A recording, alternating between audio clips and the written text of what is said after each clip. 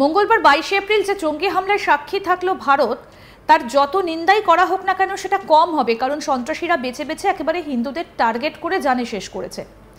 এই ঘটনার পর ভারত কিন্তু যথাযথ উত্তর দিতে প্রস্তুত। ইতিমধ্যে একাধিক পদক্ষেপ নেওয়া হয়ে গেছে। এর মধ্যে আমেরিকার মতো একাধিক দেশ ভারতের পাশে থাকার বার্তা দিয়েছে। কিন্তু বাংলাদেশ তো বাংলাদেশের ছন্দেই রয়েছে। পেহেলগাম হামলায় এবার অমিত শাহ এবং অজিত দোভালকে কটাক্ষ করেছেন বাংলাদেশের আইন উপদেষ্টা আসিফ নজরুল। তিনি নিজের সোশ্যাল মিডিয়ায় একটা পোস্ট করেছেন, যা নতুন করে বিতর্ক সৃষ্টি করেছে। তিনি শুরুতে কাশ্মীরে পর্যটককে জানে শেষ করার ঘটনায় নিন্দা করেছেন। পাকিস্তানকে প্রত্যাঘাত করা হবে কি হবে না আমার কাছে ইম্যাটেরিয়াল। আমি সিম্পলি বিশ্বাস করি না অমিত শাহ অজিত দোভালদের সাহায্য ছাড়া কোনো অস্ত্র বা অস্ত্র চালানোর লোক কাশ্মীরে ঢুকতে পারে। আগে তবুও অনেক জায়গা ছিল যেখান দিয়ে জঙ্গি ঢোকার সুযোগ ছিল। এখন টেকনোলজির উন্নতির পরে সেই সব জায়গা অতি সহজেই নজরদারি করা যায়। আর আমি কার্গিল যুদ্ধের পর কাশ্মীরে গেছি, আমি কোনোদিন শুনিনি পর্যটকদের জঙ্গিরা জানে শেষ করে।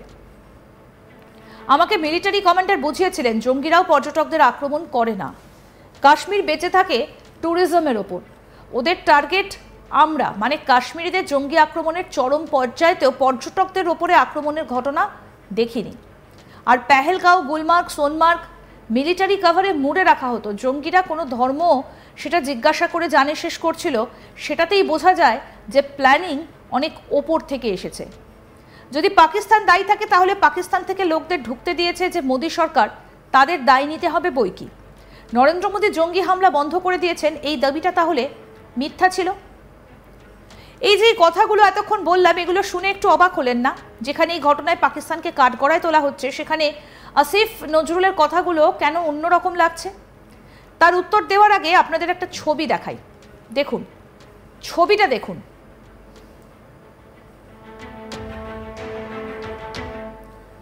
মুফতি হারুন আজহারের সঙ্গে আসিফ নজরুল। এই যে ছবি দেখলেন, সেখানে মুফতি হারুন আজহারের সঙ্গে দাঁড়িয়ে রয়েছেন আসিফ আলী। কে হারুন মুফতি আজহার? তিনি হলেন লস্কর-ই তৈয়বার বাংলাদেশের চিফ। এবার নিশ্চয়ই বুঝতে পারছেন কেন তিনি সমবেদনা জানানোর সঙ্গে সঙ্গে অজিত দোভাল বা স্বরাষ্ট্রমন্ত্রীকে এই হামলার জন্য দায়ী করেছেন। এই নিয়ে কি বললেন বাংলাদেশি সাংবাদিক শাহিদুল হাসান খোকন, শুনবো এবার। ভারতের কাশ্মীরে যে ঘটনাটি ঘটেছে, যে জঙ্গি হামলার ঘটনাটি ঘটেছে, এটি অত্যন্ত দুঃখজনক একটি ঘটনা এবং এই ঘটনায় যারা প্রাণ হারিয়েছে তাদের প্রতি পৃথিবীর সমস্ত জায়গা থেকে যখন সহানুভূতি বা সহমর্মিতা জানানো হচ্ছে সেই পরিবারগুলোর প্রতি, তখন এটা নিয়ে সন্দেহ খোঁজা বা এটা নিয়ে নাটক খোঁজাটা একটি ঘৃণিত অপরাধ। সেই অপরাধটি করেছেন বাংলাদেশের সরকারের যিনি আইন বিষয়ক উপদেষ্টা রয়েছেন, ডক্টর আসিফ নজরুল। তিনি তার একটি ফেসবুক পোস্টে লিখেছেন যে ভারতের সরকার, বিশেষ করে তিনি নরেন্দ্র মোদীজি, যিনি ভারতের প্রধানমন্ত্রী, তাকে তার নাম উল্লেখ করেই বলেছেন যে এটি তার ষড়যন্ত্র, তার চক্রান্ত, এবং এটি নিয়ে তিনি তদন্তের দাবি তুলেছেন। এটি একটি বিষয় ক্লিয়ার করা দরকার, সেটি হচ্ছে যে এই আসিফ নজরুল একটি বহু বিতর্কিত মানুষ। আমি মনে করি না আসিফ নজরুলের এই বক্তব্য রাষ্ট্রীয় বক্তব্য বা বাংলাদেশের মানুষের বক্তব্য। এটি কোনোভাবেই বাংলাদেশের মানুষের বক্তব্য হতে পারে না, কারণ এটি পরিকল্পিত একটি জঙ্গি হামলা। যে জঙ্গিরা এই হত্যাকাণ্ড ঘটানোর সময় ধর্ম নিশ্চিত হয়েছেন, যে যাদেরকে খুন করা হয়েছে তাদের ধর্ম নিশ্চিত হয়েছেন তারা। সুতরাং এই জঙ্গি তৎপরতা বা এই জঙ্গিদের পক্ষে ছাপাই গাওয়ার কোনো কারণ নেই। আর যিনি এই কাজটি করেছেন, এই ডক্টর আসিফ নজরুল, তিনি বাংলাদেশে এ ধরনের বিতর্কিত কর্মকাণ্ড বারবারই করে যাচ্ছেন এবং তিনি এ ধরনের বক্তব্য বিভিন্ন সময় দিয়ে যাচ্ছেন। এখানে ভয়ঙ্কর একটি তথ্য হচ্ছে যে কালকে যখন আসিফ নজরুল এই স্ট্যাটাসটি দিয়েছেন, তারপরে আমরা সামাজিক যোগাযোগ মাধ্যমে একটি ছবি পেয়েছি। যে ছবিটিতে আমরা দেখতে পেয়েছি যে ডক্টর আসিফ নজরুল লস্কর-ই তৈয়বার বাংলাদেশ শাখার যিনি প্রধান হিসেবে 2009 সালে গ্রেপ্তার হয়েছিলেন এবং 2009 পরবর্তী সময়ে তার বিরুদ্ধে বিচার হয়েছিল। সেই ইজাহার, মুফতি ইজাহার, সেই মুফতি ইজাহারের সঙ্গে একটি বৈঠকের পর একটি গ্রুপ ছবি প্রকাশ পেয়েছে, যেখানে অন্য কয়েকজন লোকও রয়েছে।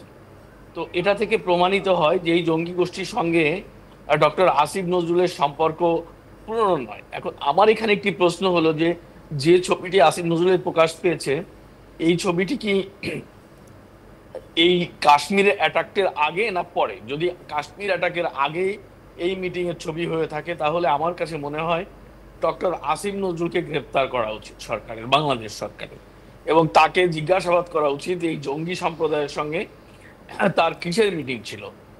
এবং সে কিন্তু ইতিমধ্যে এই স্ট্যাটাসটি তার ফেসবুক থেকে সরিয়ে নিয়েছে, কিন্তু তার অবস্থান সে পাল্টায়।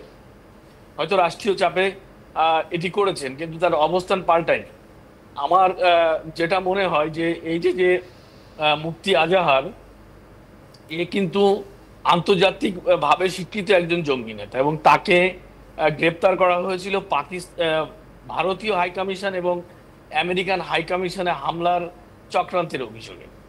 এবং তার নেতৃত্বে একটি জঙ্গি গোষ্ঠী কিন্তু বাংলাদেশে সক্রিয় ছিল, এবং নিজেকে সে সবসময়ই লস্কর-ই তৈয়বার বাংলাদেশ প্রধান হিসেবে দাবি করে আসছিলেন। তো সেই ধরনের একজন জঙ্গির সঙ্গে যে উপদেষ্টা মিটিং করেছেন, এবং সেই উপদেষ্টা একটি এত বড় একটি জঙ্গি হামলা, একটি হত্যাকাণ্ড নিয়ে হাস্যরস করেছেন, একটি কি বলে বাজেভাবে ষড়যন্ত্রের গন্ধ করছেন, তাকে জঙ্গি সম্পৃক্ততার অভিযোগে বাংলাদেশ সরকারের উচিত গ্রেপ্তার করে বিচারের মুখোমুখি করা।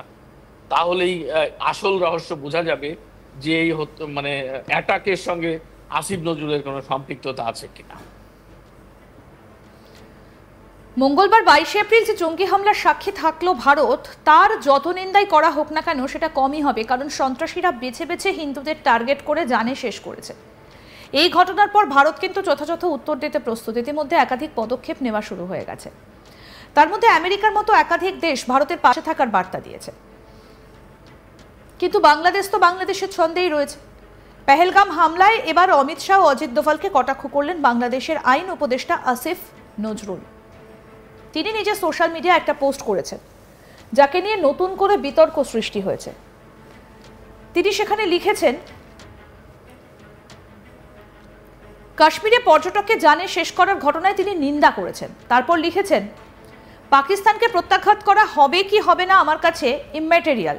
আমি সিম্পলি বিশ্বাস করি না অমিত শাহ অজিত দোভালদের সাহায্য ছাড়া কোনো অস্ত্র বা অস্ত্র চালানোর লোক কাশ্মীরে ঢুকতে পারে।